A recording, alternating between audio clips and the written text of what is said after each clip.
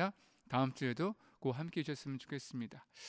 오늘 허락하신 말씀 다니엘서였는데요. 우리 다니엘서에 대해서 간략하게 어떻게 읽어야 되는지 함께 좀 간략하게 개요를 좀 나누고 오늘 말씀 있게 들어가려고 합니다. 다니엘서 어떻게 읽어야 할까요? 다니엘서를 읽기 위해서는 우리가 물론 다니엘의 걔네 이야기도 대단히 흥미로운 부분도 많이 있지만 다니엘이 살았던 시대에 대해서 조금 더 알게 되면 그가 얼마나 믿음을 지키기 위해 어렵게 살았는지, 또한 그를 통해 하나님께서 보여주신 환상들이 그냥 단순히 보여주시는 것이 아니라 이 땅의 미래를 열어주는 하늘의 지혜라는 것을 깨닫게 되면 이 다니엘의 삶을 지금 우리가 소망할 수 있을 것 같습니다. 그래서 우리가 한번 다니엘서에 대해서, 다니엘의 배경에 대해서 시간 좀 나누었으면 좋겠습니다. 다니엘은 누구인가 먼저 나눠야겠죠. 다니엘서의 저자는 일반적으로 교회 전통에서 다니엘이라고 알려져 있는데요. 다니엘에 대해서 간략하게만 설명해 드릴게요. 네. 다니엘은 남유다의 귀족이었습니다. 다윗의 계열국 다윗의 후손 중에 한 명으로 알려져 있는데요. 바벨론이 남유다를 침공해서 완전히 이제 굴복시켜 버리죠. 그때 3번에 걸쳐 포로를 잡아가게 되는데, 그때 첫 번째 포로로 잡혀갈 때에 다니엘이 함께 있었습니다. 그때 그의 나이가 12살 혹은 15살 정도로 추정되고 있어요. 그러니까 아주 어렸을 때에 남유다에서 바벨론의 중심지인 바벨로니아 같은 도시로 이제 이동하게 되는 거죠. 근데 그곳에서 바벨론의 관리가 돼요. 그래서 바벨론뿐만 아니라 그 다음에 페르시아까지 총 69년간 그곳에서 고위 관리로 이야기가 되는데, 그 모든 시간 동안에 물론 하나님이 같이 계셨죠. 거기서 이제 세움 받는 것뿐만이 아니라 예언가로서도 활동하게 되는데, 하나님께서 왕들의 꿈을 통해 혹은 다니엘을 통해 직접 미래에 대한 앞으로의 지역들과 앞으로 일어날 일에 대해서 예언을 기록하게 하셔서 그가 선지자 혹은 예언가로서도 활동하게 되고 있고요. 그의 예언은 놀랍도록 지금 우리가 사는 시대까지 온전히 이루어졌음도 보게 됩니다. 다니엘서를 좀 더 이해하기 위해서는 다니엘이 활동했던 시기를 좀 이해하는 게 좀 필요할 것 같아요. 다니엘 이전에 여러 제국들이 고대 군동의 패권을 잡고 있었는데요. 그 전에는 아수르라는 제국이 가장 먼저 고대 근동에서 이 제국이라는 모습을 갖추기 시작합니다. 근데 아수르의 역사가 길지는 않은 것 같아요. 약 288년 정도 나라를 이어가다가 그 다음에 바로 바벨론의 느부갓네살에 의해서 그의 나라가 이제 망하게 되는 거죠. 근데 바벨론이 물론 아수르의 땅을 이렇게 정복하긴 했지만 바벨론의 역사는 그렇게 길지 않아요. 76년밖에 되지 않는데, 그 다음에 바로 이어서 페르시아가 고대 근동의 패권을 차지하게 되고 조금 더 넓은 영토를 가지게 됩니다. 한 200년 조금 넘게 이 제국을 이어오다가 그 다음에 여러분들이 잘 아시는 우리 알렉산더 대왕에 의해서 그리스 헬라가 다시 한번 정복하게 되고, 사실 그가 이제 황제가 된 후에 그렇게 오랫동안 황제에 있지 못하고 그 후에 이제 그의 부하들에 의해서 나눠져서 약 150년 정도 통치하게 이뤄지게 되는데, 그 사이에 잠깐 동안 한 100년 가까이 그 지역이 이제 힘을 좀 잃어가는 시기. 그래서 이때 남유다도 이제 혁명을 일으켜서 독립을 하게 돼요. 그때 유명한 그 마카비 혁명이라는 것이 가끔씩 성경을 읽을 때마다 혹은 공부할 때마다 등장하게 되는데, 바로 이 시기에 이제 헬라가 이제 갈라지면서 힘이 약해질 때 잠깐 독립하는 시간을 가지게 됩니다. 근데 그 기간도 100년이 조금 넘어요. 그 후에 우리가 잘 아는 신약 시대의 로마 제국까지 이어지는 거죠. 다니엘 같은 경우는 실제로는 바벨론과 페르시아를 중심으로 활동했던 선지자예요. 그러니까 바벨론, 그다음에 페르시아 두 나라까지고요. 그 다음에 활동은 이 시기이긴 하지만 다니엘서의 전체적인 내용은 전체적인 제국들의 이야기를 다 담고 있기 때문에 시기적으로는 활동 시기는 바벨론과 페르시아 그 어간이지만 실제로 다니엘서의 내용은 모든 나라들을 포괄하고 있다고 생각하시면 됩니다. 그래서 이 시기를 조금만 더 표로 정리해 드리면, 특별히 성경에서 등장하는 왕은 4명이 앞에 보이시죠? 바벨론의 느부갓네살과 벨사살 왕, 그리고 메사와 바사 나라의 다리오 왕, 그 다음에 이제 페르시아의 고레스 왕으로 이어지게 되는데요. 이걸 조금만 설명해 드리면 아마 말씀을 이해하시는 좀 이해가 될 것 같아요. 특별히 바벨론 시대 때에 느부갓네살과 벨사살 왕의 주로 다니엘이 기록되어 있는데 그 중간에도 이 나라들의 왕이 5명이나 있게 돼요. 물론 중간에 8개월밖에 되지 않은 왕도 있지만, 하지만 다니엘은 이 모든 시기 때에 바벨론에서 굉장히 높은 자리를 차지하게 됩니다. 특별히 느부갓네살 왕의 이야기는 다니엘상서 1장과 4장에서 주로 다뤄지게 되고, 그때 다니엘과 친구들이 어떻게 바벨론의 그런 고위 간직자가 되어지고, 또 그가 어떻게 느부갓네살 왕에게 크게 눕힘을 받는지에 대한 이야기들이 1장과 4절에 포함되어 있고요. 벨사살 왕의 이야기가 조금 특이한데 5장과 7장의 말씀이 있는데 6장의 말씀에서 잠깐 동안 메사와 바사 왕의 다리오 왕에게 들어갔다가 다시 돌아오는 모습을 보여요. 이 부분만 이제 헷갈리지 않으시면 말씀을 읽기 편하실 것 같아요. 여기서 한 가지 말씀드리면, 메대와 바사라는 나라가 있긴 한데 사실 그 나라의 역사는 사실 페르시아와 하나라고 보셔도 돼요. 제가 설명해 드리면, 원래 고레스와 다리오가 서로 외삼촌이기도 하고 후에 이제 다 고레스 왕의 장인이 다리오 왕이 되는데, 근데 메대의 왕이 다리오였고 바사의 왕이 고레스였는데 두 나라가 힘을 합쳐서 바벨론을 정복한 거예요. 근데 두 나라가 이제 연합하긴 했지만 사실 바사가 조금 더 몸뚱아리가 컸었거든요. 근데 바사가 메대 사람들에게 좀 이렇게 불만을 좀 갖지 않으려고 이 고레스 왕이 그의 삼촌인 다리오 왕을 먼저 왕으로 세우는 거예요. 초대 왕으로. 그래서 그 이름이 메대와 바사라고 정해져 있는 거예요. 하지만 다리오 왕이 된 후에 2년 만에 죽게 되면요, 그가 62세 조금 고령의 나이에 왕이 되거든요. 그 다음에 고레스가 페르시아의 두 번째 왕이지만 실제로는 실제로는 1대 왕으로 이제 부임하게 되는 거죠. 그래서 메대와 바사라는 나라가 이름이 있긴 하지만 사실 페르시아와 하나라고 아시면 되고요. 하지만 성경에는 메대와 바사라고 특별히 따로 구분하고 있기 때문에 그렇게 이름을 이해하시면 될 것 같습니다. 혹시 그거 기억나세요? 제가 전에 한번 이사야서라든지 다른 말씀 나눌 때 고레스 왕에 대해서 나눴었는데, 고레스 왕 같은 경우는 이제 다른 바벨론이라든지 아수르와는 다른 페르시아 왕을 그 제국을 통치했는데 굉장히 관용적인 통치에서 그 아래 있었던 모든 지배하는 나라들에게 어느 정도 자유권을 주고 마음대로 이제 종교 생활을 하거나 혹은 그들이 돌아갈 수 있는 기회들을 많이 주게 돼요. 그래서 이 고레스 왕 때에 고레스 칙령에서 바벨론으로 잡혀왔던 그 포로들이 고레스 왕 때에 돌아가는 일이 벌어지게 되는데, 그 이야기에 대한 배경과 그때 있었던 다니엘의 모습들, 또 그 이후에 일어날 일에 대해서 우리 다니엘 7장에서부터 굉장히 많은 예언의 말씀들이 쏟아지게 되는데, 7장부터 12장까지의 말씀은 바로 이 고레스 왕 시대에서 쓰여온 것으로 알고 있습니다. 그러니까 다니엘 같은 경우는 느부갓네살에게 왕위로 세움 받은 후에 계속해서 벨사살 왕, 다리오 왕까지 쓰임 받고 고레스 왕 3년까지 고레스 왕에게 쓰임 받은 후에 그때부터 완전히 예언가로 활동을 변하게 돼요. 왜냐하면 나이가 워낙 많게 되니까. 고레스 왕이 통치했을 때 그때 다니엘의 나이가 보통 85세 가까이 됐을 때니까요. 그 관직에서 내려오고 예언가로서 바벨론에서 페르시아에서 계속 활동하게 됩니다. 그 중간에 이제 그 유명한 다니엘의 사자굴 사건도 있죠. 근데 이렇게 시대상으로 이렇게 이해하시면 될 것 같아요. 좀 복잡한가요? 그렇죠?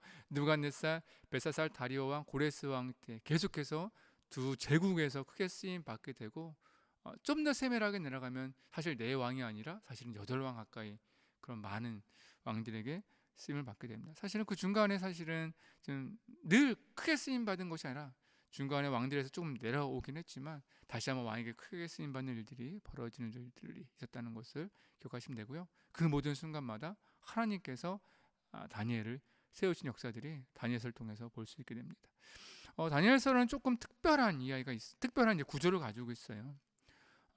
다니엘서 같은 경우는 1장부터 12장까지 총 12장인데 그 중에 1장부터 6장까지는 주로 다니엘의 경험을 다루고 있는데 거기는 3인칭으로 쓰고 있어요. 그러니까 다니엘을 마치 멀리서 바라보는 것처럼 그가 어떻게 살았고 하나님 어떻게 하셨는지에 대해서 3인칭으로 아주 넓은 시각에서 묘사하고 있고요.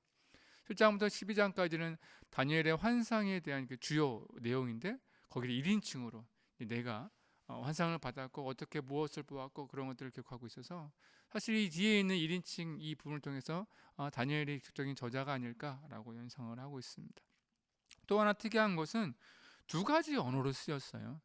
1장은 히브리어로 쓰이고 8장부터 10장까지는 또 히브리어로 쓰이는데 그 중간에 2장부터 7장까지는 아람어로 쓰고 있습니다. 아람어 같은 경우는 당시 그 큰 제국에서 전체 제국의 공통 언어로 이 아람어가 사용되고 있었거든요. 그 특이하게 1장과 8장부터 10장까지는 히브리어로 중간에는 아람어로 쓰고 있는데 그래서 2장부터 7장까지는 굉장히 특이하게 아주 잘 갖춰져 있고 굉장히 짜임새 있는 글이고요. 사실 1장부터 히브리어로 써 있는 것은 서로를 이렇게 도와주는 설명해주는 그런 내용들로 쓰여지고 있고 뒤에 말씀한 대로 히브리어 뒷정에는 이제 예언의 말씀들은 주로 히브리어로 쓰여져 있습니다. 그래서 이 시간에 제가 이렇게 길게 말씀드리면 좀 복잡할 것 같은데 제가 요즘 영상을 좀 보니까 이 다니엘서의 장별로 어떤 내용을 가지고 있는지에 대해서 아주 잘 설명한 영상이 있더라고요. 그래서 그 영상을 함께 잠깐 나누고 말씀 읽었으면 좋겠습니다. 영상 보여드릴게요. 관계를 소개합니다. 다니엘과 그의 친구들은 정말 지혜롭고 능력이 출중해서 바벨론 왕궁의 관리로 등용됩니다. 그러나 그들은 유대인의 정체성을 버리고 바벨론 사람들처럼 살면서 토라에 나오는 음식법을 거스르도록 강요당합니다. 그들은 이를 거절하고 율법에 순종하는 길을 택한 결과 위험에 처하게 되지만 하나님은 그들을 건지셔서 결국 바벨론 왕이 그들을 높이게 하십니다. 이제부터는 아람어 부분이 시작되는데요. 여기서 정말 멋진 대칭 구조를 보게 됩니다. 먼저 바벨론 왕이 한 꿈을 꾸는데 이 꿈을 해석할 사람은 다니엘밖에 없었습니다. 이 꿈은 4가지 금속으로 만들어진 거대한 신상에 관한 것으로서 각각은 역사에 등장할 왕국들을 상징하며 그 머리는 바벨론인데 마지막에 커다란 돌이 날아와서 그 신상을 부수고 그 돌이 큰 산이 됩니다. 이 꿈은 이 책에 등장하는 많은 상징적 환상 중 첫 번째로서 나머지 환상들의 기본적인 줄거리를 소개하고 있습니다.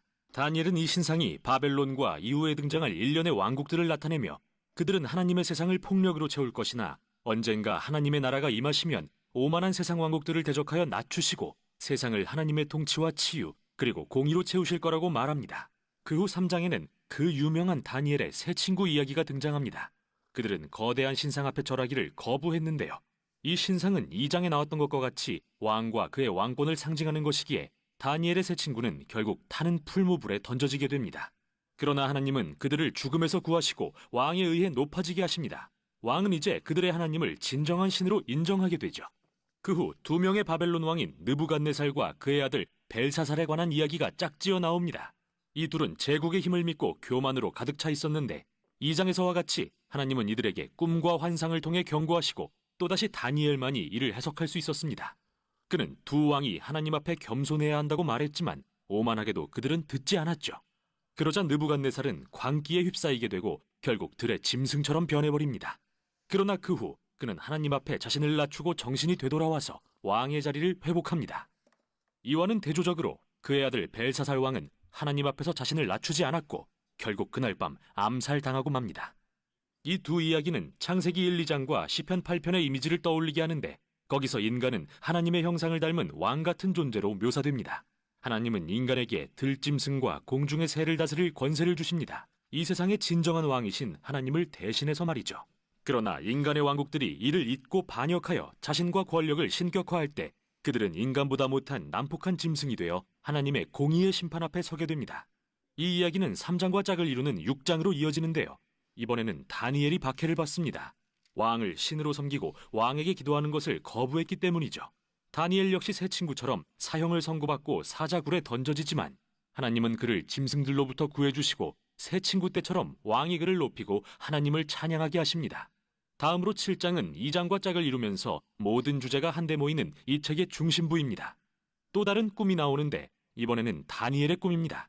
아이러니하게도 그는 천사의 설명을 듣고서야 자신의 꿈을 이해합니다.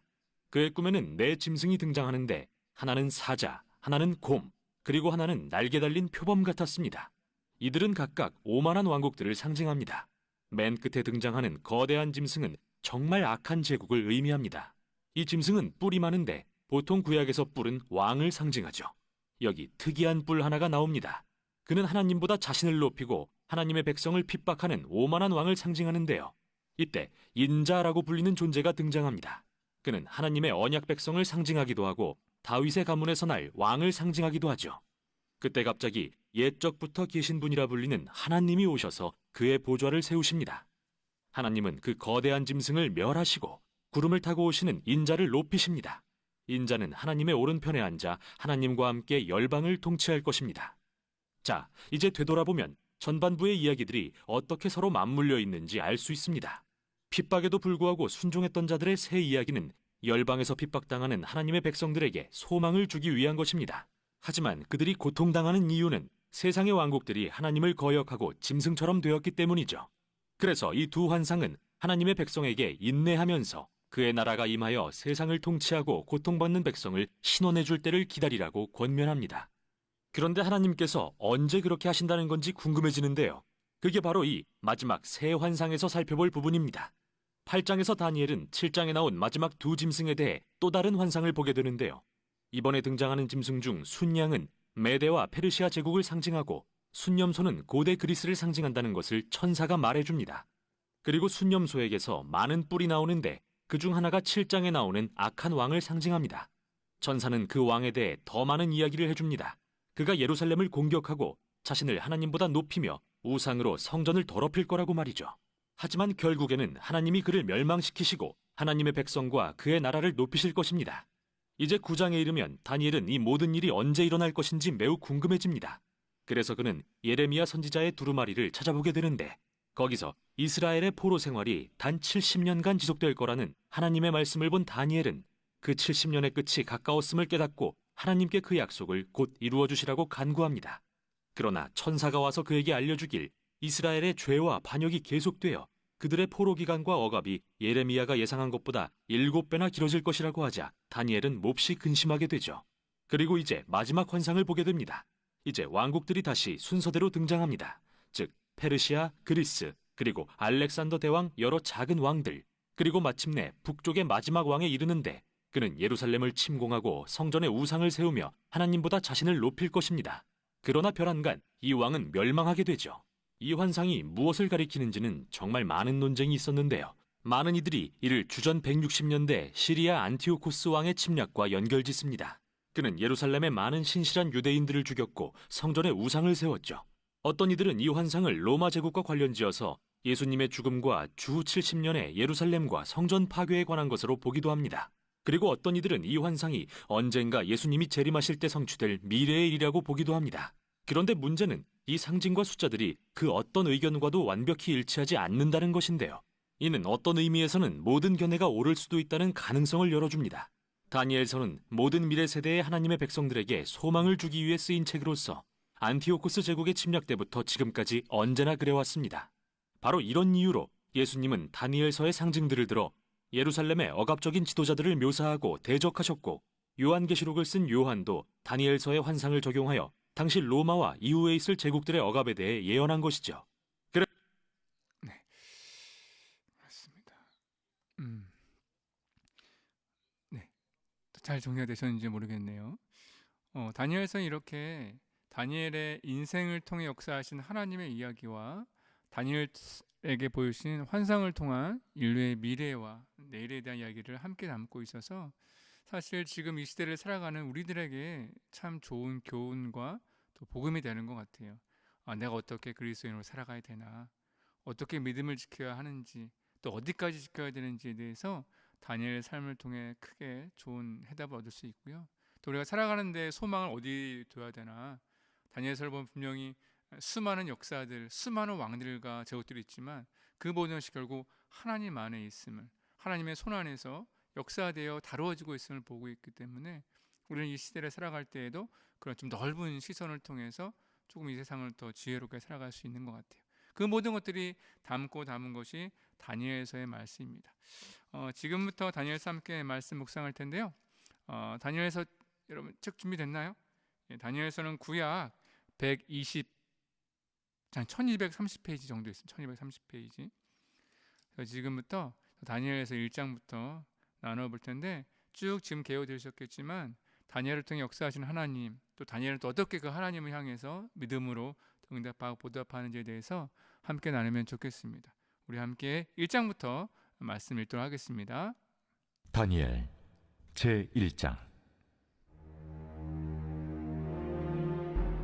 유다 왕 여호야김이 다스린 지 3년이 되는 해, 바빌론 왕 느부갓네살이 예루살렘에 이르러 성을 에워쌌더니 주께서 유다 왕 여호야김과 하나님의 전 그릇 얼마를 그의 손에 넘기심에 그가 그것을 가지고 신할 땅 자기 신들의 신전에 가져다가 그 신들의 보물 창고에 두었더라.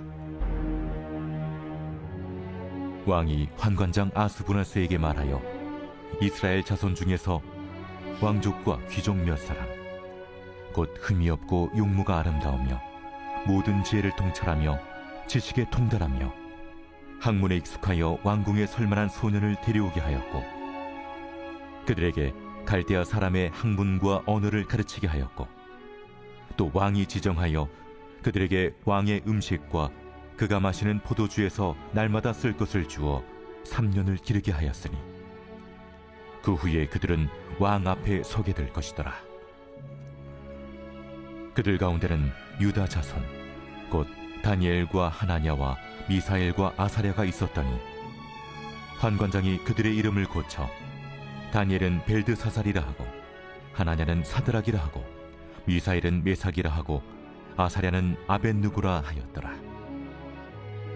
다니엘은 뜻을 정하여 왕의 음식과 그가 마시는 포도주로 자기를 더럽히지 아니하리라 하고 자기를 더럽히지 아니하도록 환관장에게 구하니 하나님이 다니엘로 하여금 환관장에게 은혜와 긍휼을 얻게 하신지라. 환관장이 다니엘에게 이르되 내가 내 주왕을 두려워하노라. 그가 너희 먹을 것과 너희 마실 것을 지정하셨거늘 너희의 얼굴이 처차하여 같은 또래의 소년들만 못한 것을 그가 보게 할 것이 무엇이냐? 그렇게 되면 너희 때문에 내 머리가 왕 앞에서 위태롭게 되리라. 환관장이 다니엘과 하나냐와 미사엘과 아사랴를 감독하게 한 자에게 다니엘이 말하되 청하오니 당신의 종들을 열흘 동안 시험하여 채식을 주어 먹게 하고 물을 주어 마시게 한 후에 당신 앞에서 우리의 얼굴과 왕의 음식을 먹는 소년들의 얼굴을 비교하여 보아서 당신이 보는 대로 종들에게 행하소서. 그가 그들의 말을 따라 열흘 동안 시험하더니 열흘 후에 그들의 얼굴이 더욱 아름답고 살이 더욱 윤택하여 왕의 음식을 먹는 다른 소년들보다 더 좋아 보인지라. 그리하여 감독하는 자가 그들에게 지정된 음식과 마실 포도주를 제하고 채식을 주니라. 하나님이 이 네 소년에게 학문을 주시고 모든 서적을 깨닫게 하시고 지혜를 주셨으니 다니엘은 또 모든 환상과 꿈을 깨달아 알더라. 왕이 말한 대로 그들을 불러들일 기한이 찼으므로 환관장이 그들을 느부갓네살 앞으로 데리고 가니 왕이 그들과 말하여 보매 우리 중에 다니엘과 하나냐와 미사엘과 아사랴와 같은 자가 없으므로 그들을 왕 앞에 서게 하고 왕이 그들에게 모든 일을 묻는 중에 그 지혜와 총명이 온 나라 박수와 솔깃보다 10배나 나은 줄을 아니라. 다니엘은 고레스 왕 원년까지 있습니다.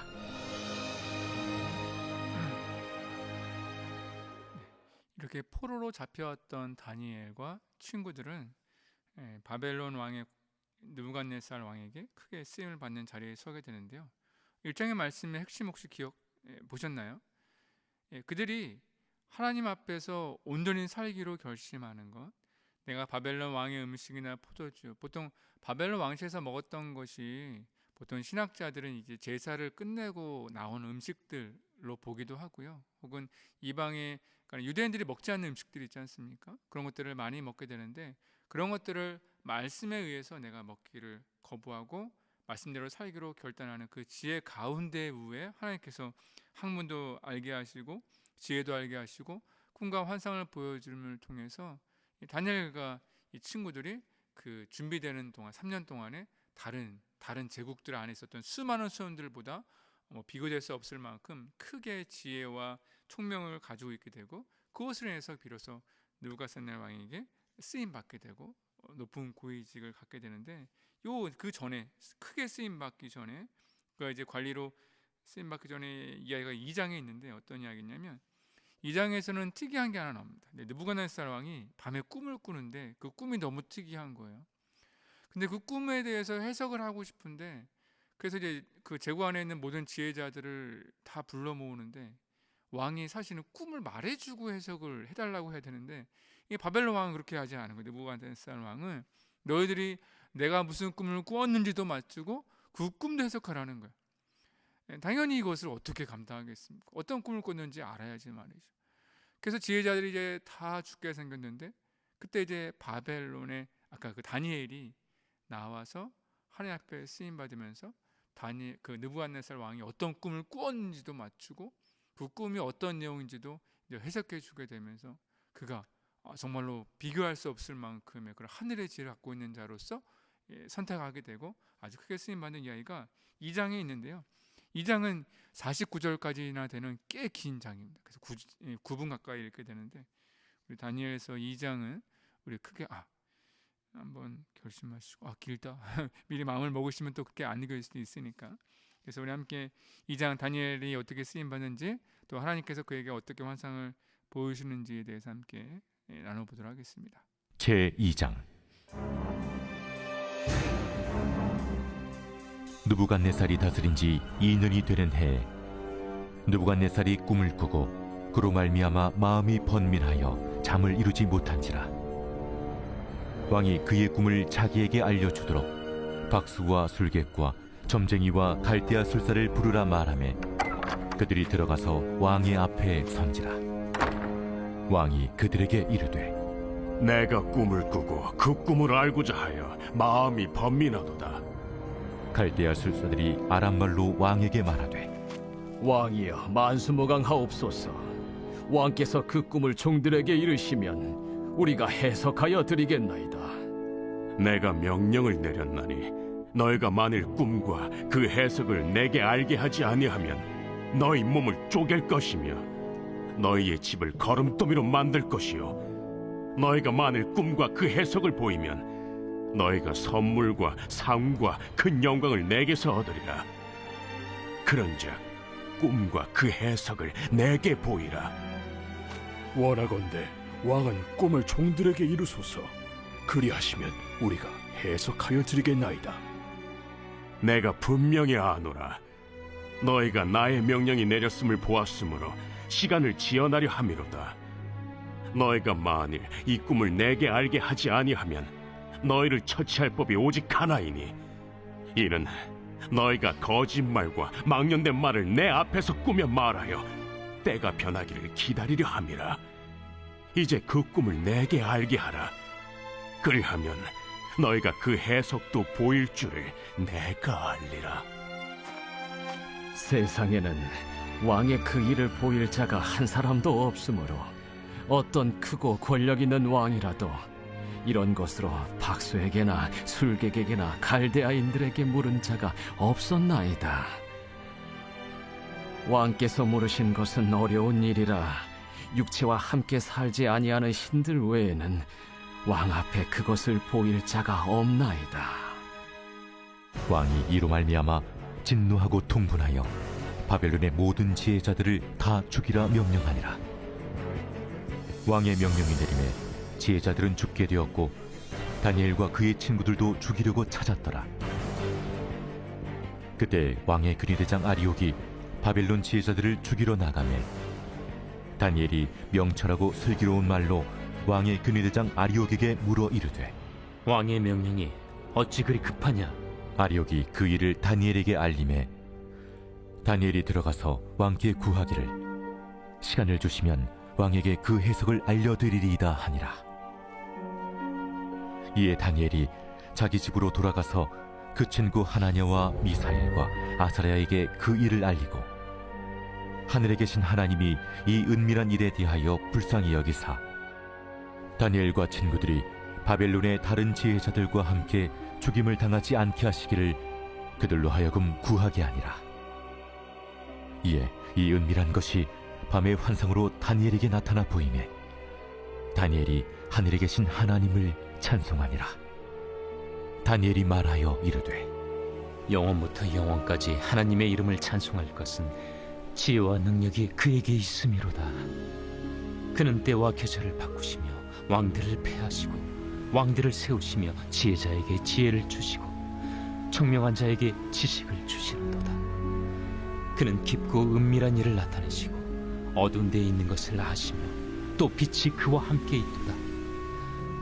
나의 조상들의 하나님이여, 주께서 이제 내게 지혜와 능력을 주시고 우리가 주께 구한 것을 내게 알게 하셨사오니 내가 주께 감사하고 주를 찬양하나이다. 곧 주께서 왕의 그 일을 내게 보이셨나이다. 이에 다니엘은 왕이 바벨론 지혜자들을 죽이라 명령한 아레옥에게로 가서 그에게 이같이 이르되 바벨론 지혜자들을 죽이지 말고 나를 왕의 앞으로 인도하라. 그리하면 내가 그 해석을 왕께 알려드리리라. 이에 아레옥이 다니엘을 데리고 급히 왕 앞에 들어가서 아뢰되 내가 사로잡혀온 유다 자손 중에서 한 사람을 찾아내었나이다. 그가 그 해석을 왕께 알려드리리이다. 왕이 대답하여 벨드사살이라 이름한 다니엘에게 이르되 내가 꾼 꿈과 그 해석을 네가 능히 내게 알게 하겠느냐? 왕이 물으신 바 은밀한 것은 지혜자나 술객이나 박수나 점쟁이가 능히 왕께 보일 수 없으되 오직 은밀한 것을 나타내실 이는 하늘에 계신 하나님이시라. 그가 느부갓네살 왕에게 후일에 될 일을 알게 하셨나이다. 왕의 꿈 곧 왕이 침상에서 머릿속으로 받은 환상은 이러하니이다. 왕이여, 왕이 침상에서 장래일을 생각하실 때에 은밀한 것을 나타내신 이가 장래일을 왕에게 알게 하셨사오며 내게 이 은밀한 것을 나타내심은 내 지혜가 모든 사람보다 낫기 때문이 아니라 오직 그 해석을 왕에게 알려서 왕이 마음으로 생각하던 것을 왕에게 알려주려 하심이니이다. 왕이여, 왕이 한 큰 신상을 보셨나이다. 그 신상이 왕의 앞에 섰는데 크고 광채가 매우 찬란하며 그 모양이 심히 두려우니 그 우상의 머리는 숭금이요 가슴과 두 팔은 은이요 배와 넓적다리는 노시요 그 종아리는 쇠요 그 발은 얼마는 쇠요 얼마는 진흙이었나이다. 또 왕이 보신즉 손대지 아니한 돌이 나와서 신상의 쇠와 진흙의 발을 쳐서 부서뜨리매 그때 쇠와 진흙과 놋과 은과 금이 다 부서져 여름 타작마당에 겨같이 되어 바람에 불려 간 곳이 없었고 우상을 친 돌은 태산을 이루어 온 세계에 가득하였나이다. 그 꿈이 이러한즉 내가 이제 그 해석을 왕 앞에 아뢰리이다. 왕이여, 왕은 여러 왕들 중에 왕이시라. 하늘의 하나님이 나라와 권세와 능력과 영광을 왕에게 주셨고 사람들과 들짐승과 공중의 새들 어느 곳에 있는 것을 막론하고 그것들을 왕의 손에 넘기사 다 다스리게 하셨으니 왕은 곧 그 금머리니이다. 왕을 뒤이어 왕보다 못한 다른 나라가 일어날 것이요 셋째로 또 녹 같은 나라가 일어나서 온 세계를 다스릴 것이며 넷째 나라는 강하기가 쇠 같으리니 쇠는 모든 물건을 부서뜨리고 이기는 것이라.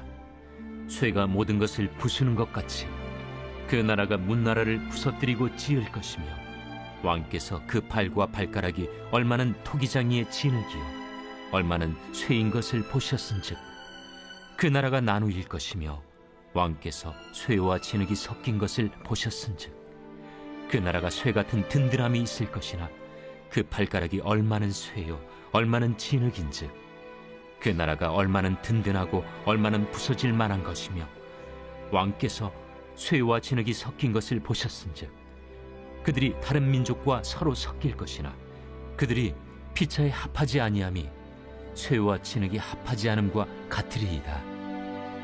이 여러 왕들의 시대에 하늘의 하나님이 한 나라를 세우시리니 이것은 영원히 망하지도 아니할 것이요 그 국권이 다른 백성에게로 돌아가지도 아니할 것이요 도리어 이 모든 나라를 쳐서 멸망시키고 영원히 설 것이라. 손대지 아니한 돌이 산에서 나와서 쇠와 녹과 진흙과 은과 금을 부서뜨린 것을 왕께서 보신 것은 크신 하나님이 장래일을 왕께 알게 하신 것이라. 이 꿈은 참되고 이 해석은 확실하니이다. 이에 느부갓네살 왕이 엎드려 다니엘에게 절하고 명하여 예물과 향품을 그에게 주게 하니라. 왕이 대답하여 다니엘에게 이르되 너희 하나님은 참으로 모든 신들의 신이시요 모든 왕의 주제시로다. 내가 능히 이 은밀한 것을 나타내었으니 네 하나님은 또 은밀한 것을 나타내시는 이시로다. 왕이 이에 다니엘을 높여 귀한 선물을 많이 주며 그를 세워 바벨론 온 지방을 다스리게 하며 또 바벨론 모든 제자의 어른을 삼았으며 왕이 또 다니엘의 요구대로 사드락과 메삭과 아벳느고를 세워 바벨론 지방의 일을 다스리게 하였고 다니엘은 왕궁에 있었더라. 왕이 본 환상을 그림으로 나누면 이런 그림이었죠.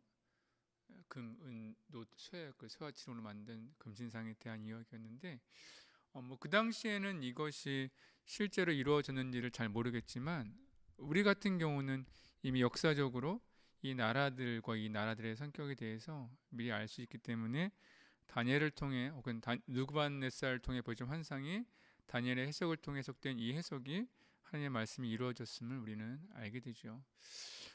특별히 이 장에서 하나 특이한 것은 그 앞부분에 보면 느부갓네살 왕의 권력이 얼마나 셌는지 그의 말 한마디에 모든 사람들이 벌벌 떨고 죽을 위기에 처했는데 그 왕이 이 하나님의 환상과 다니엘의 환상을 듣고 그 앞에 엎드리게 되죠. 그 왕이 엎드린다는 것은 무엇을 말하겠습니까? 그가 하나님의 지혜 또 하나님의 나라에 대해서 굉장히 그 자신도 낮고 작다라는 것을 깨닫게 된 건데 우리도 역시 하나님 앞에 그렇게 좀 엎드려서 하나님의 세계를 좀 이렇게 바라볼 수 있고 주님께 인도하심에 우리의 삶 좀 겸손하게 맡겼으면 좋겠습니다. 3장의 이야기는 조금 시기적으로는 조금 바뀌었을 것 같아요.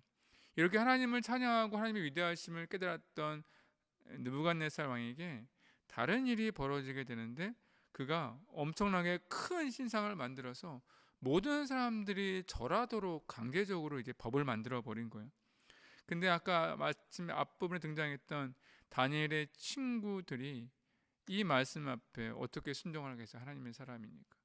그래서 큰 어려움을 당하게 되는데 그 어려움을 통해서 그들이 하나님에게 어떠한 큰 도우심을 받고 그 일을 통해서 또 바벨론에서 어떻게 하나님의 역사가 또 바벨론의 사람들이 아니라 하나님의 사람들에게 일어나는지도 깨닫게 되는 말씀이 3장에 있습니다. 그래서 3장에서는 다니엘이 살짝 빠져 있고 다니엘의 세 친구 이야기로 전개가 됩니다. 3장 이야기 함께 묵상하도록 하겠습니다. 제3장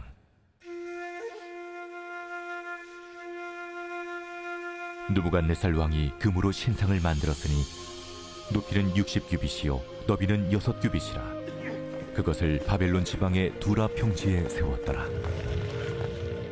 느부갓네살 왕이 사람을 보내어 총독과 수령과 행정관과 모사와 재무관과 재판관과 법률사와 각 지방 모든 관원을 느부갓네살 왕이 세운 신상의 낙성식에 참석하게 하매 이에 총독과 수령과 행정관과 모사와 재무관과 재판관과 법률사와 각 지방 모든 관원이 느부갓네살 왕이 세운 신상의 낙성식에 참석하여 느부갓네살 왕이 세운 신상 앞에 서니라. 선포하는 자가 크게 외쳐 이르되 백성들과 나라들과 각 언어로 말하는 자들아, 왕이 너희 무리에게 명하시나니 너희는 나팔과 피리와 수금과 사면금과 양금과 생황과 및 모든 악기 소리를 들을 때 엎드려 느부갓네살 왕이 세운 금 신상에게 절하라. 누구든지 엎드려 절하지 아니하는 자는 즉시 맹렬히 타는 풀무불에 던져 넣으리라. 모든 백성과 나라들과 각 언어를 말하는 자들이 나팔과 피리와 수금과 사면금과 양금과 및 모든 악기 소리를 듣자 곧 느부갓네살 왕이 세운 금신상에게 엎드려 절하니라. 그때 어떤 갈대아 사람들이 나와 유다 사람들을 참수하니라. 그들이 느부갓네살 왕에게 이르되 왕이여 만수무강하옵소서. 왕이여 왕이 명령을 내리사 모든 사람이 나팔과 피리와 수금과 사면금과 양금과 생황과 및 모든 악기 소리를 듣거든 엎드려 금신상에게 절할 것이라. 누구든지 엎드려 절하지 아니하는 자는 맹렬히 타는 풀무불 가운데 던져 넣음을 당하리라 하지 아니하셨나이까. 이제 면 유다 사람 사드락과 메삭과 아벳느고는 왕이 세워 바벨론 지방을 다스리게 하신 자이거늘 왕이여 이 사람들이 왕을 높이지 아니하며 왕의 신들을 섬기지 아니하며 왕이 세우신 금신상에게 절하지 아니하나이다. 느부갓네살 왕이 노하고 분하여 사드락과 메삭과 아벳느고를 끌어오라 말하매 드디어 그 사람들을 왕이 앞으로 끌어온지라.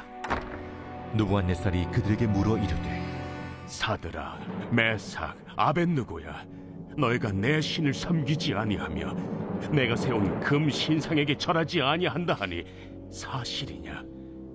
이제라도 너희가 준비하였다가 나팔과 피리와 수금과 사면금과 양금과 생황금 및 모든 악기 소리를 들을 때 내가 만든 신상 앞에 엎드려 절하면 좋거니와 너희가 만일 절하지 아니하면 즉시 너희를 맹렬히 타는 풀무불 가운데에 던져 넣을 것이니 능히 너희를 내 손에서 건져낼 신이 누구이겠느냐? 사드락과 메삭과 아벳느고가 왕에게 대답하여 이르되 느부갓네살이여, 우리가 이 일에 대하여 왕에게 대답할 필요가 없나이다. 왕이여, 우리가 섬기는 하나님이 계시다면 우리를 맹렬히 타는 풀무불 가운데서 능히 건져내시겠고 왕의 손에서도 건져내시리이다. 그렇게 하지 아니하실지라도 왕이여, 우리가 왕의 신들을 섬기지도 아니하고 왕이 세우신 금신상에게 절하지도 아니할 줄을 아옵소서. 느부갓네살이 분이 가득하여 사드락과 메삭과 아벳느고를 향하여 얼굴빛을 바꾸고 명령하여 이르되 그 풀무불을 뜨겁게 하기를 평소보다 7배나 뜨겁게 하라. 군대 중 용사 몇 사람에게 명령하여 사드락과 메삭과 아벳느고를 결박하여 극렬히 타는 풀무불 가운데 던지라. 그러자 그 사람들을 겉옷과 속옷과 모자와 다른 옷을 입은 채 결박하여 맹렬히 타는 풀무불 가운데에 던졌더라. 왕의 명령이 엄하고 풀무불이 심히 뜨거우므로 불꽃이 사드락과 메삭과 아벳느고를 붙든 사람을 태워 죽였고 이 세 사람 사드락과 메삭과 아벳느고는 결박된 채 맹렬히 타는 풀무불 가운데에 떨어졌더라. 그때 느부갓네살 왕이 놀라 급히 일어나서 모사들에게 물어 이르되 우리가 결박하여 불 가운데 던진 자는 세 사람이 아니었느냐? 왕이여, 옳소이다. 내가 보니 결박되지 아니한 네 사람이 불 가운데로 다니는데 상하지도 아니하였고 그 넷째의 모양은 신들의 아들과 같도다. 느부갓네살이 맹렬히 타는 풀무불 아기 가까이 가서 불러 이르되 지극히 높으신 하나님의 종 사드락, 메삭, 아벳느고야, 나와서 이리로 오라. 하매 사드락과 메삭과 아벳느고가 불 가운데서 나온지라. 총독과 제사와 행정관과 왕의 모사들이 모여 이 사람들을 본즉 불이 능히 그들의 몸을 해하지 못하였고 머리털도 그을리지 아니하였고 겉옷빛도 변하지 아니하였고 불탄 냄새도 없었더라. 느부갓네살이 말하여 이르되 사드락과 메삭과 아벳느고의 하나님을 찬송할지로다. 그가 그의 천사를 보내사 자기를 의뢰하고 그들의 몸을 바쳐 왕의 명령을 거역하고 그 하나님 밖에는 다른 신을 섬기지 아니하며 그에게 절하지 아니한 종들을 구원하셨도다.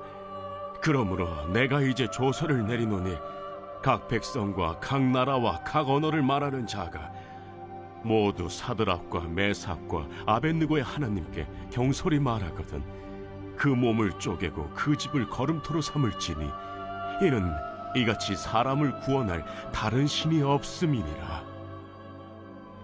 왕이 드디어 사드락과 메삭과 아벳느고를 바벨론 지방에서 더욱 높이니라.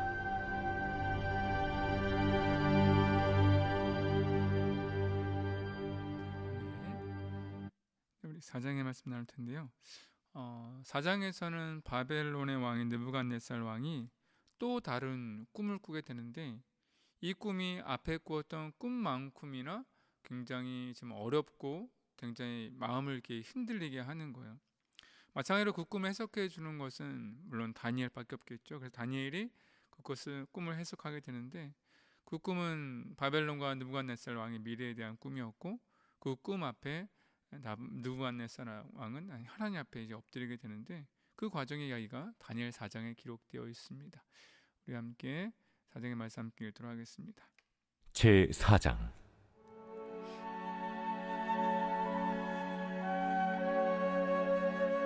느부갓네살 왕은 천하에 거주하는 모든 백성들과 나라들과 각 언어를 말하는 자들에게 조서를 내리노라.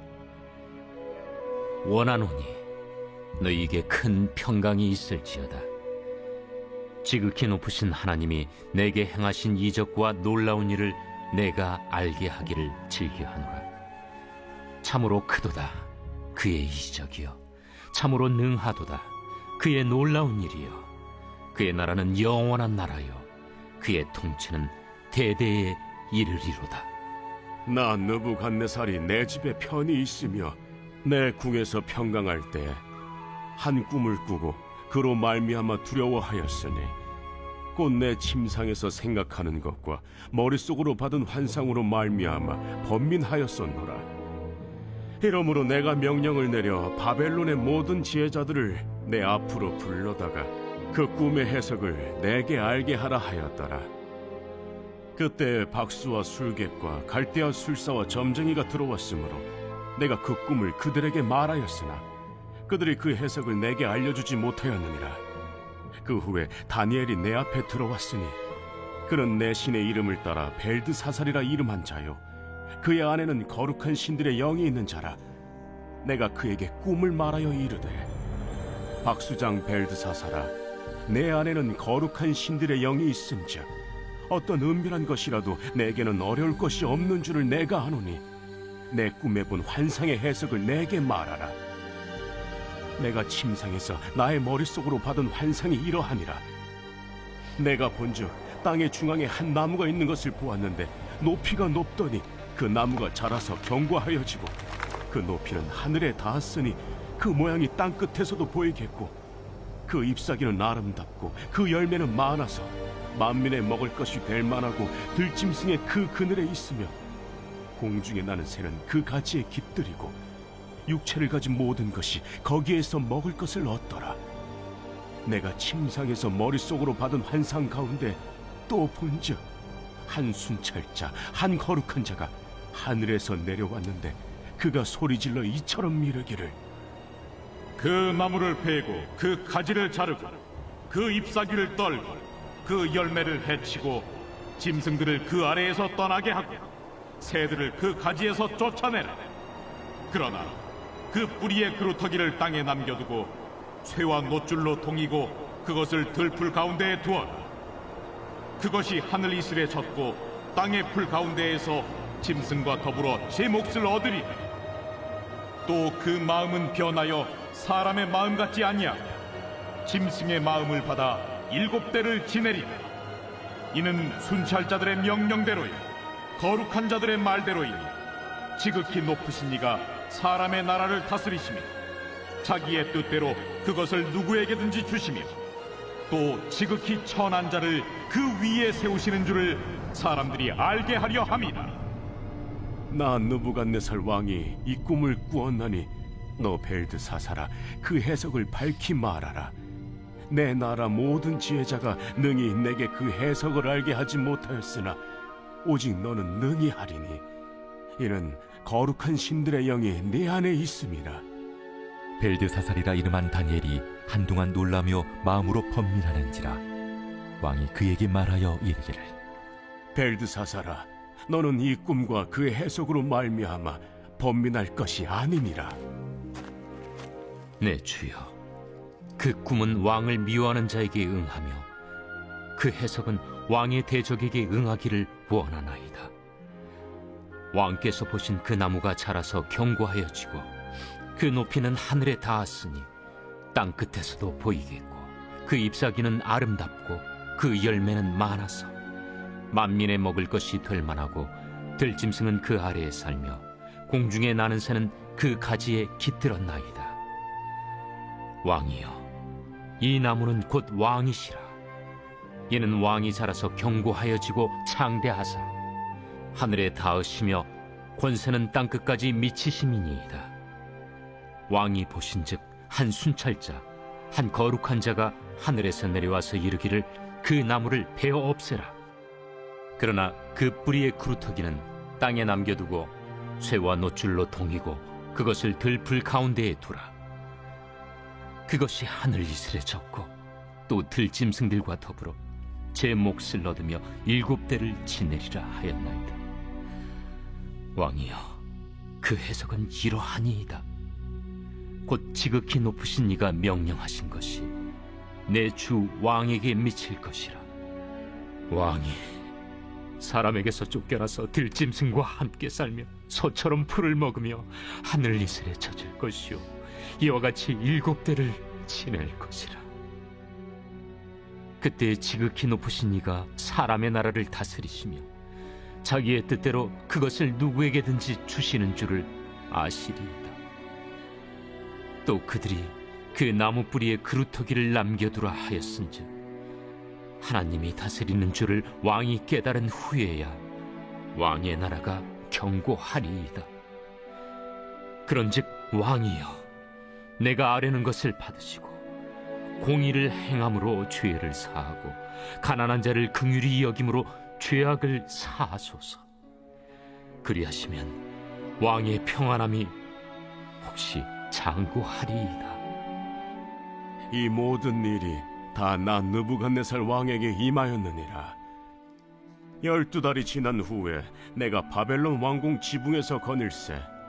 나 왕이 말하여 이르되 이 큰 바벨론은 내가 능력과 권세로 건설하여 나의 도성으로 삼고 이것으로 내 위엄의 영광을 나타낸 것이 아니냐 하였더니 이 말이 아직도 나 왕의 입에 있을 때 하늘에서 소리가 내려 이르되 느부갓네살 왕아, 네게 말하노니 나라의 왕위가 네게서 떠났느니라.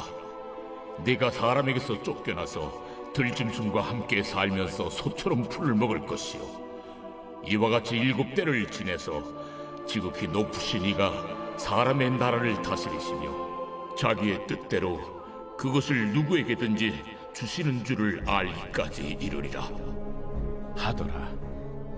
바로 그때에 이 일이 나 느부갓네살에게 응함으로 내가 사람에게 쫓겨나서 소처럼 풀을 먹으며 몸이 하늘이슬에 젖고 머리털이 독수리 털과 같이 자랐고 손톱은 새 발톱과 같이 되었더라. 그 기한이 참에 나 느부갓네살이 하늘을 우러러 보았더니 내 총명이 다시 내게로 돌아온지라. 이에 내가 지극히 높으신 이에게 감사하며 영생하시는 이를 찬양하고 경배하였나니 그 권세는 영원한 권세요 그 나라는 대대에 이르리로다. 땅의 모든 사람들을 없는 것 같이 여기시며 하늘의 군대에게든지 땅의 사람에게든지 그는 자기 뜻대로 행하시나니 그의 손을 금하든지 혹시 이르기를 내가 무엇을 하느냐고 할 자가 아무도 없도다.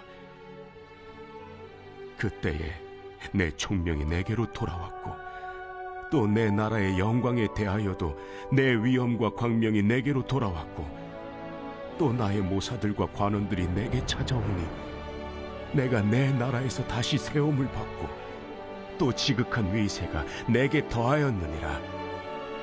그러므로 지금 난 느부갓네살은 하늘의 왕을 찬양하며 칭송하며 경배하노니 그의 일이 다 진실하고 그의 행하심이 의로우심으로 교만하게 행하는 자를 그가 능히 낮추시니라.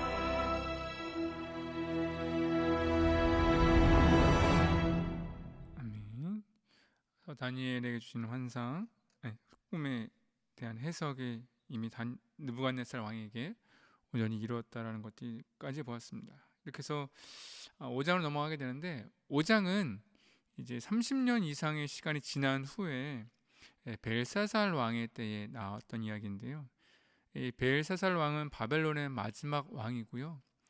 이 벨사살 왕이 지금 큰 연회를 5장에서 베풀게 되는데 이때가 이미 메대와 바사 곧 메대와 페르시아와의 전쟁 중에 있었고 나라가 급속히 쇠락해 가고 있었을 즈음에 그 모든 대관들이 전쟁 중에서 이제 이 바벨론의 수도로 이제 피난을 오게 되는데 그러면서 이제 왕궁에 많은 귀족들이 모이게 되고 그때에도 거기서 나라를 걱정하거나 어떻게 할까를 대비하는 것이 아니라 그곳에서 이제 술을 마시며 잔치를 벌이며 흥청망청하는 모습을 보이게 되고 거기에 하나님의 무서운 심판의 모습까지도 부어지게 되는 거죠. 그런 모습들이 이 안에 부어지게 되는데 느부갓네살의 4장의 마지막에 그가 이제 하나님 앞에 돌아옴을 통해서 다시 세움을 받았다면 벨사살 왕은 오히려 하나님을 더욱더 낮추고 교만함을 통해서 이제 마지막 나라가 멸망하기까지 하는 것을 보게 됩니다. 그러니까 바벨론의 역사가 굉장히 큰 대제국이지만 그 역시도 하나님의 말씀과 또 하나님의 뜻 가운데 그의 운명이 가름된다라는 것도 우리는 볼 수 있을 것 같아요. 우리 5장의 말씀 함께 보도록 하겠습니다. 제5장 벨사살 왕이 그의 귀족 1000명을 위하여 큰 잔치를 베풀고 그 1000명 앞에서 술을 마시니라. 벨사살이 술을 마실 때에 명하여 그에 붙인 느부갓네살이 예루살렘 성전에서 탈취하여 온 금 은그릇을 가져오라고 명하였으니 이는 왕과 귀족들과 왕후들과 후궁들이 다 그것으로 마시려 함이었더라. 이에 예루살렘 하나님의 전 성소 중에서 탈취하여 온 금그릇을 가져오매 왕이 그 귀족들과 왕후들과 후궁들과 더불어 그것으로 마시더라. 그들이 술을 마시고는 그 금, 은, 구리, 쇠, 나무, 돌로 만든 신들을 찬양하니라. 그때 사람의 손가락들이 나타나서 왕궁 촛대 맞은편 석회벽에 글자를 쓰는데 왕이 그 글자 쓰는 손가락을 본지라. 이에 왕의 즐기던 얼굴빛이 변하고 그 생각이 번밀하여 넓적다리 마디가 눕는 듯하고 그의 무릎이 서로 부딪힌지라. 왕이 크게 소리질러 술객과 갈대아 술사와 점쟁이를 불러오게 하고 바벨론의 지혜자들에게 말하되 누구를 막론하고 이 글자를 읽고 그 해석을 내게 보이며 자주색 옷을 입히고 금사슬을 그의 목에 걸어주리니 그를 나라의 셋째 통치자로 삼으리라. 그때 왕의 지혜자가 다 들어왔으나 능히 그 글자를 읽지 못하며 그 해석을 왕께 알려주지 못하는지라. 그러므로 벨사살 왕이 크게 번민하여 그의 얼굴빛이 변하였고 귀족들도 다 놀라니라. 왕비가 왕과 그 귀족들의 말로 말미암아 잔치하는 궁에 들어왔더니 이에 말하여 이르되 왕이여 만수무강하옵소서. 왕의 생각을 번민하게 하지 말며 얼굴빛을 변할 것도 아니니이다. 왕의 나라에 거룩한 신들의 영이 있는 사람이 있으니 곧 왕의 부친의 때에 있던 자로서 명철과 총명과 지혜가 신들의 지혜와 같은 자니이다. 왕의 부친 느부갓네살 왕이 그를 세워 박수와 술객과 갈대와 술사와 점쟁이의 어른을 삼으셨으니 왕이 베드사살이라 이름하는 이 다니엘은 마음이 민첩하고 지식과 총명이 있어 능히 꿈을 해석하며 은밀한 말을 밝히며 의문을 풀 수 있었나이다. 이제 다니엘을 부르소서. 그리하시면 그가 그 해석을 알려드리리이다. 이에 다니엘이 부름을 받아 왕이 앞에 나오매 왕이 다니엘에게 말하되 네가 나의 부왕이 유다에서 사로잡아온 유다 자손 중에 그 다니엘이냐? 내가 네게 대하여 들은즉 네 안에는 신들의 영이 있으므로 네가 명철과 총명과 비상한 지혜가 있다 하도다. 지금 여러 지혜자와 술객을 내 앞에 불러다가 그들에게 이 글을 읽고 그 해석을 내게 알게 하라 하였으나 그들이 다 그 해석을 내게 보이지 못하였느니라. 내가 네게 대하여 들은즉 너는 해석을 잘하고 의문을 푼다 하도다. 그런즉 이제 네가 이 글을 읽고 그 해석을 내게 알려주면 네게 자주색 옷을 입히고 금사슬을 네 목에 걸어주어 너를 나라의 셋째 통치자로 삼으리라. 왕의 예물은 왕의 친히 가지시며 왕의 상급은 다른 사람에게 주옵소서. 그럴지라도 내가 왕을 위하여 이 글을 읽으며 그 해석을 아뢰리이다. 왕이여, 지극히 높으신 하나님이 왕에 붙인 느부갓네살에게 나라와 큰 권세와 영광과 위엄을 주셨고 그에게 큰 권세를 주셨으므로 백성들과 나라들과 언어가 다른 모든 사람들이 그의 앞에서 떨며 두려워하였으며 그는 임의로 죽이며 임의로 살리며 임의로 높이며 임의로 낮추었더니 그가 마음이 높아지며 뜻이 완악하여 교만을 행함으로 그의 왕위가 패한 바 되며 그의 영광을 빼앗기고 사람 중에서 쫓겨나서 그의 마음이 들짐승의 마음과 같았고 또 들나귀와 함께 살며 또 소처럼 풀을 먹으며 그의 몸이 하늘 이슬에 젖었으며 지극히 높으신 하나님이 사람 나라를 다스리시며 자기의 뜻대로 누구든지 그 자리에 세우시는 줄을 알기에 이르렀나이다. 벨사살이여, 왕은 그의 아들이 되어서 이것을 다 알고도 아직도 마음을 낮추지 아니하고 도리어 자신을 하늘의 주제보다 높이며 그의 성전 그릇을 왕 앞으로 가져다가 왕과 귀족들과 왕후들과 후궁들이 다 그것으로 술을 마시고 왕이 또 보지도 듣지도 알지도 못하는 금, 은, 구리, 쇠와 나무, 돌로 만든 신상들을 찬양하고 도리어 왕의 호흡을 주장하시고 왕의 모든 길을 작정하시는 하나님께는 영광을 돌리지 아니한지라. 이러므로 그의 앞에서 이 손가락이 나와서 이 글을 기록하였나이다. 기록된 글자는 이것이니 곧 메네 메네 데겔 우바르시니라.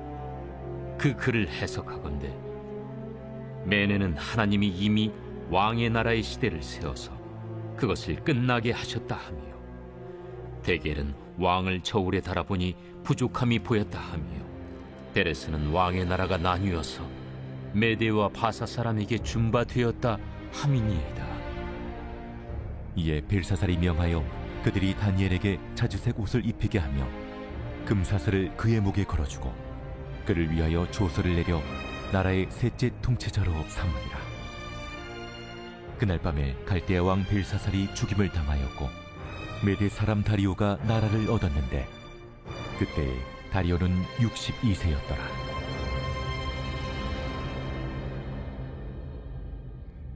아멘. 그렇게 바벨론은 이제 허무하게 무너지게 되지요. 그 다음에 이제 그 메대 바사, 그 메대와 페르시아의 다리오가 새로운 왕이 되는데 6장에 보면 다리오가 새로운 나라를 세웠음에도 불구하고 다니엘을 다시 한번 나라에서 가장 높은 관직에 세우게 됩니다. 근데 다니엘을 바라보는 주변에 있는 다른 이제 페르시아의 관리들이 질투를 느끼게 되는데 그래서 이제 다니엘을 고발할 거리를 찾게 되고 다니엘이 매일마다 꾸준히 하나님 앞에 3번씩 기도하는 것을 알게 되고 그것을 빌미로 왕에게 날짜를 정해서 왕에게만 기도하는 또 그것이 지나면 사다구리에 던져 넣는 법을 인장을 통해 이제 세우게 됨을 통해서 다윗을 죽이려고 하는 일이 벌어집니다. 사다구리 사건이 다니엘의 이야기에서 가장 유명한 사건 중에 하나인데 이때가 다니엘이 70세가 좀 넘었을 때 일어난 일이라고 보면 그게 얼마나 큰 고난의 시간이고 또한 그가 얼마나 이 어려움을 얼마나 큰 그런 오해와 또 어려움을 당하게 된지를 알게 되는데 물론 그럼에도 불구하고 하나님은 그 안에서도 크게 다니엘을 세우십니다. 오늘은 다니엘 6장까지 함께 말씀을 읽을 텐데요. 다니엘 6장의 가장 유명한 이야기 사자굴의 이야기를 함께 읽도록 하겠습니다. 제6장 다리오가 자기 뜻대로 고관 120명을 세워 전국을 통치하게 하고 또 그들 위에 총리 셋을 두었으니 다니엘이 그 중에 하나이라. 이는 고관들로 총리에게 자기의 직무를 보고하게 하여 왕에게 손해가 없게 하려 함이었더라. 다니엘은 마음이 민첩하여 총리들과 고관들 위에 뛰어나므로 왕이 그를 세워 전국을 다스리게 하고자 한지라. 이에 총리들과 고관들이 국사에 대하여 다니엘을 고발할 근거를 찾고자 하였으나 아무 근거 아무 허물도 찾지 못하였으니 이는 그가 충성되어 아무 그릇됨도 없고 아무 허물도 없음이었더라. 그들이 이르되 이 다니엘은 그 하나님의 율법에서 근거를 찾지 못하면 그를 고발할 수 없으리라. 이에 총리들과 고관들이 모여 왕에게 나아가서 그에게 말하되 다리오 왕이여 만수무강하옵소서. 나라의 모든 총리와 지사와 총독과 법관과 관원이 의논하고 왕에게 한 법률을 세우며 한 금령을 정하실 것을 구하나이다. 왕이여, 그것은 곧 이제부터 30일 동안에 누구든지 왕 외에 어떤 신에게나 사람에게 무엇을 구하면 사자굴에 던져넣기로 한 것입니다. 그런즉 왕이여, 원하건대 금령을 세우시고 그 조서에 왕의 도장을 찍어 메대와 바사에 고치지 아니하는 규례를 따라 그것을 다시 고치지 못하게 하옵소서. 이에 다리오 왕이 조서에 왕의 도장을 찍어 금령을 내니라. 다니엘이 이 조서에 왕의 도장이 찍힌 것을 알고도 자기 집에 돌아가서는 윗방에 올라가 예루살렘으로 향한 창문을 열고 전에 하던 대로 하루 3번씩 무릎을 꿇고 기도하며 그의 하나님께 감사하였더라. 그 무리들이 모여서 다니엘이 자기 하나님 앞에 기도하며 간구하는 것을 발견하고 이에 그들이 나아가서 왕의 금령에 관하여 왕께 아뢰되 왕이여, 왕이 이미 금령에 왕의 도장을 찍어서 이제부터 30일 동안에는 누구든지 왕 외에 어떤 신에게나 사람에게 구하면 사자굴에 던져 넣기로 하지 아니하였나이까? 이 일이 확실하니 메대와 바사에 고치지 못하는 규례니라. 왕이여, 사로잡혀온 유다 자손 중에 다니엘이 왕과 왕의 도장이 찍힌 금령을 존중하지 아니하고 하루 3번씩 기도하나이다. 왕이 이 말을 듣고 그로 말미암아 심히 근심하여 다니엘을 구원하려고 마음을 쓰며 그를 건져내려고 힘을 다하다가 해가 질 때에 이르렀더라. 그 무리들이 또 모여 왕에게로 나와서 왕께 말하되 왕이여, 메대와 바사의 규례를 아시거니와 왕께서 세우신 금령과 법도는 고치지 못할 것이니이다. 이에 왕이 명령하매 다니엘을 끌어다가 사자굴에 던져넣은지라. 왕이 다니엘에게 이르되 내가 항상 섬기는 너의 하나님이 너를 구원하시리라. 이에 돌을 굴려다가 굴 어귀를 막음에 왕이 그의 도장과 귀족들의 도장으로 봉하였으니 이는 다니엘에 대한 조치를 고치지 못하게 하려 함이었더라. 왕이 궁에 돌아가서는 밤이 새도록 금식하고 그 앞에 오락을 그치고 잠자기를 마다하니라. 이튿날에 왕이 새벽에 일어나 급히 사자굴로 가서 다니엘이 든 굴에 가까이 이르러서 슬피 소리질러 다니엘에게 묻되 살아계시는 하나님의 종 다니엘아, 내가 항상 섬기는 내 하나님이 사자들에게서 능히 너를 구원하셨느냐? 다니엘이 왕에게 아뢰되 왕이여, 원하건대 왕은 만수무강하옵소서. 나의 하나님이 이미 그의 천사를 보내어 사자들의 입을 봉하셨으므로 사자들이 나를 상해하지 못하였사오니 이는 나의 무죄함이 그 앞에 명백함이오며 또 왕이여, 나는 왕에게도 해를 끼치지 아니하였나이다. 왕이 심히 기뻐서 명하여 다니엘을 굴에서 올리라 하매 그들이 다니엘을 굴에서 올린즉 그의 몸이 조금도 상하지 아니하였으니 이는 그가 자기의 하나님을 믿음이었더라. 왕이 말하여 다니엘을 참수한 사람들을 끌어오게 하고 그들을 그들의 처자들과 함께 사자굴에 던져넣게 하였더니 그들이 불바닥에 닿기도 전에 사자들이 곧 그들을 움켜서 그 뼈까지도 부서뜨렸더라. 이에 다리오 왕이 온 땅에 있는 모든 백성과 나라들과 언어가 다른 모든 사람들에게 조서를 내려 이르되 원하건대 너희에게 큰 평강이 있을지어다. 내가 이제 조서를 내리노라. 내 나라 관할 아래에 있는 사람들은 다 다니엘의 하나님 앞에서 떨며 두려워할지니 그는 살아계시는 하나님이시요 영원히 변하지 않으실이시며 그의 나라는 멸망하지 아니할 것이요 그의 권세는 무궁할 것이며 그는 구원도 하시며 건져내기도 하시며 하늘에서든지 땅에서든지 이적과 기사를 행하시는 이로써 다니엘을 구원하여 사자의 입에서 벗어나게 하셨습니다. 이 다니엘이 다리우 왕의 시대와 파사 사람 고레스 왕의 시대에 형통하였더라.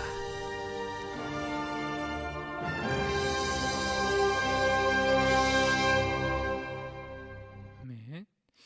말씀 읽기 오늘 여기까지 나오려고 하는데요. 한 가지만 말씀드리면, 특별히 이스라엘 사람들은 이 다니엘서를 예언서가 아니라 성문서 중에 하나로 포함하고 있습니다. 왜냐하면 이 다니엘의 삶이 그가 포로기에서 믿음을 지켰던 그의 이 놀라운 삶이 이 포로기를 살거나 혹은 나라를 잃어버렸던 유대인들에게는 대단한 믿음의 본이 되기 때문이고, 그의 말이나 그의 삶을 어떻게든 따라가려고 하고 지키려고 노력하고 있기 때문입니다. 우리도 사실 지금 코로나 시대를 살아가고 있는데, 사실 코로나 시대뿐만이 아니라 지금 이 시대는 이 신앙이 많이 위협을 받는 시대지 않습니까? 이럴 때 우리는 어떻게 믿음을 지켜야 하느냐, 어디까지 우리의 믿음을 지켜야 하느냐, 우리는 생각해 보지 않을 수 없는데, 다니엘 같은 경우는, 또한 그의 친구들 같은 경우는 그의 인생에서 참 많은 혜택과 참 많은 부를 누리긴 했지만 그 모든 것의 그 기본이, 그 모든 것을 주신 분이 하나님이시라는 사실을 결코 놓지 않았어요. 그래서 자신이 누리는 것을 누리기 위해 하나님을 포기하는 것이 아니라 자신의 것을 다 포기하면서도 하나님을 지킬 수가 있었던 거죠. 그럼 통해서 그들의 삶이 그들의 능력이나 그들의 무슨 인성이나 그들의 무슨 경험이 아니라 하나님을 통해 세움을 받게 되고, 하나님을 통해 그들의 삶이 형통의 삶으로 이어지는 것을 보게 되는데, 이것이 유대인뿐만 아니라 우리에게도 교훈이 될 수 있습니다. 여러분, 우리가 누리는 모든 것들은 누구가 주신 겁니까? 우리가 가진 것들도 누가 가져갈 수 있습니까? 사실 하나님께서 마음만 먹으시면 우리의 삶은 언제든지 이 손가락 바뀌듯이 뒤집듯이 이렇게 바뀔 수 있는 것이 우리의 존재 아니겠습니까? 그래서 우리의 삶을 하나님께 내어드리고, 우리가 가진 모든 것보다 하나님을 늘 우선시하고 하나님 앞에 나아갔을 때에 하나님이 주시는 그 형통으로 말미암아서 우리의 삶이 온전하여지고 아름다워지고 또한 행복으로 가득 차는 것을 믿습니다. 이 모든 것이 다니엘처럼 하나님으로 시작되고 하나님으로 지켜지고